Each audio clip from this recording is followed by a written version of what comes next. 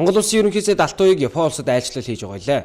Ерөнхий сайдын уг айлчлалын багт эдийн засгийн сайд Батбаяр, уул уурхайн сайд Ган, байгаль орчин ногоо хөгжлийн сайд Оюун болон улс их хурлын гишүүн Сумьяузар, Баасанхүү, Эрдэнэт болон бусад албаны хүмүүс багтж байгаа юм а. Ерөнхий сайдын айлчлалын эхний өдөр түүнд Япон улсын иргэн Минору Сайто гэр бүлийнхээ хамт бараалгасан бол тэрээр өчигдөр Япон Монголын эдийн засгийн төлөөлөгч нартай уулзсан байна. Нийс агентлагийн таймч Боргилмат тус айлчлалыг сурвалжилж байгаа юм а.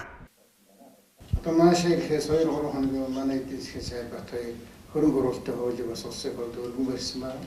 Тэгэхээр та нар маань одоо Монгол улсад хөрөнгө оруулж ажилтдаг хүмүүс учраас бас одоо юу яаж сайжруулах зүйтэй гэдэг дээр бас тодорхой саналуудыг хэлнэ гэж би найдаж байгаа.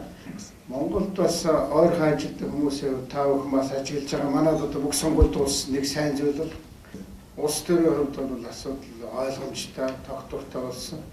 Тэгэхээр бид одоо эдийн засгийнхаа салбарт хамтран ажиллах боломжтой ийм 3 жилийн хугацаа үлдэж байна. Энэ хугацаанд хоёр улс, тэрний дотор хоёр улсын хувийн хэмжээний салбар бол маш идэвхтэй хамтран ажиллана гэж би найдаж байна. Албан ёсныхаа айлчлалыг эдийн засгийн томоохон түнш Япон улсаас эхэлсэн ерөнхий сайдын айлчлал өнөөдөр Монгол улсын хөгжлийн банк, Японы олон улсын хамтын ажиллагааны банк хооронд харилцаа ойлголцлын санамж бичигт гарын үсэг зурх ёслолоор үргэлжлэх юм а.